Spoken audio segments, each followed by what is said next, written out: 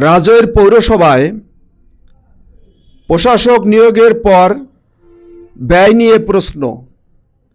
বিল ভাউচারে লক্ষ লক্ষ টাকা খরচের অভিযোগ। স্বচ্ছতার দাবিতে তদন্ত চায় সচেতন নাগরিক মহল। মাদারীপুর জেলার রাজৈর পৌরসভায় 2024 সালের 5ই আগস্টের পর প্রশাসক নিয়োগের পর থেকে পৌরসভার অর্থ ব্যয় নিয়ে নানা প্রশ্ন ও সমালোচনার সৃষ্টি হয়েছে। পৌর এলাকার বিভিন্ন স্থানে, বিশেষ করে চায়ের দোকান ও জনসমাগম স্থলে আলোচনায় উঠে আসছে। শুধুমাত্র বিল ও ভাউচারের মাধ্যমে লক্ষ লক্ষ টাকা ব্যয় দেখানো হয়েছে এবং বিভিন্ন উন্নয়ন প্রকল্পের নামে লক্ষ লক্ষ টাকা খরচ দেখানো হয়েছে বলে অভিযোগ রয়েছে। রাজৈর পৌরবাসীর একাংশের দাবি, পৌরসভার করদাতাদের অর্থ প্রকৃত অর্থে কোথায় এবং কিভাবে ব্যয় হয়েছে তার সুনির্দিষ্ট ও স্বচ্ছ হিসাব এখনও জনসমক্ষে উপস্থাপন করা হয়নি। এ কারণে পৌরসভায় অনিয়ম ও দুর্নীতির অভিযোগ নিয়ে জনমনের সন্দেহ ও অসন্তোষ তৈরি হয়েছে।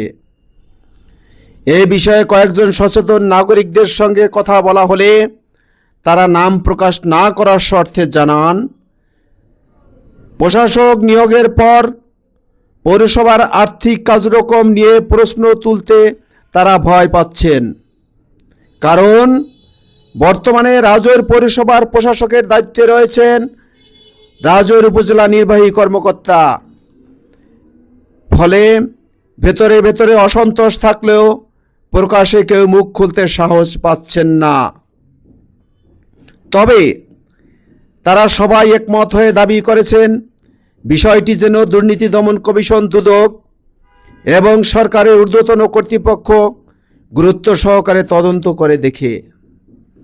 তাদের মতে যদি কোনো অনিয়ম বা দুর্নীতি না হয়ে থাকে তবে প্রশাসক নিয়োগের পর থেকে রাজৈর পৌরসভার মোট আয় ব্যয়, কোন খাতে কত টাকা ব্যয় হয়েছে তা পূর্ণাঙ্গ বিবরণ, প্রকল্পের নাম, প্রকল্পের স্থান জনসমক্ষে প্রকাশ করা হলে জনগণের আস্থা ফিরে আসবে। রাজৈর পৌরবাসীর প্রত্যাশা, সরকার এ বিষয়ে নিরপেক্ষ উদ্যোগ নেবে এবং প্রয়োজনে দুদককে দিয়ে পৌরসভার আর্থিক কার্যক্রম যাচাই করাবে। এতে একদিকে যেমন সত্য উদ্ঘাটিত হবে, অন্যদিকে পৌরসভার প্রশাসনিক স্বচ্ছতা ও জবাবদিহি নিশ্চিত হবে।